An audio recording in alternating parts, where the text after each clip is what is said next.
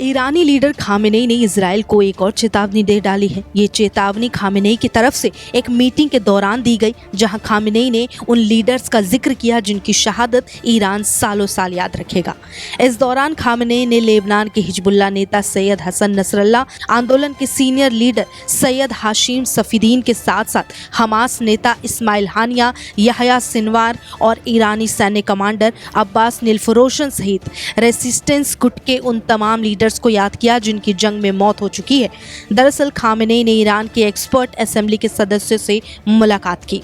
Khamenei ने कहा, नसरल्ला की शहादत का अपना सपना पूरा किया, लेकिन वे अपने पीछे एक स्थायी विरासत छोड़ गए जो है हिजबुल्लाह।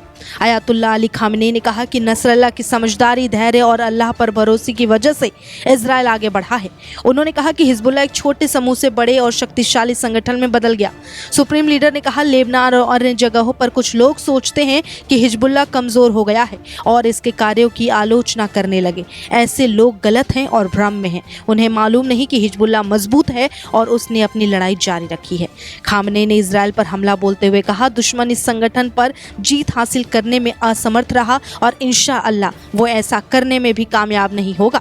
उन्होंने कहा कि पूरी दुनिया एक ही दिन ये देखेगी कि खुदा के रास्ते पर संघर्ष करने वाले इन लड़ाकों के साथ उनके हाथों यहूदी शासन की हार होगी।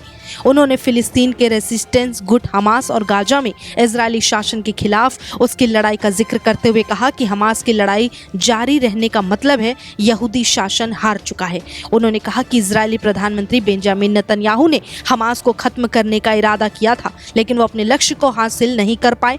खामेनेई ने आगे कहा, नेतन्याहू ने हमास को पूरी तरह से खत्म करने का इरादा किया और वो ऐसा नहीं कर सके। नेतन्याहू ने बहुत से लोगों का कत्लेआम किया है, पूरी दुनिया को अपना असली चेहरा दिखाया, जिससे इजराइल और नेतन्याहू की निंदा की जा रही है और उन्हें अलग थलग कर दिया गया।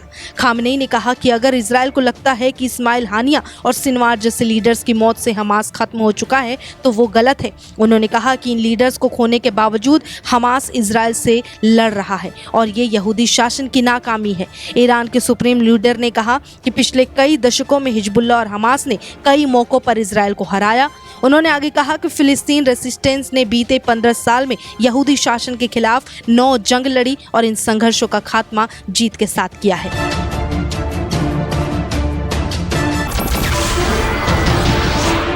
नमस्कार, मैं हूं मानक गुप्ता। अगर आपको हमारा ये वीडियो पसंद आया हो तो इसे लाइक और शेयर जरूर करें और हाँ, हमें सब्सक्राइब और फॉलो करना ना भूलें ताकि आप देश और दुनिया की कोई खबर मिस ना करें। तो जुड़े रहिए हमारे साथ और देखते रहिए न्यूज़ 24।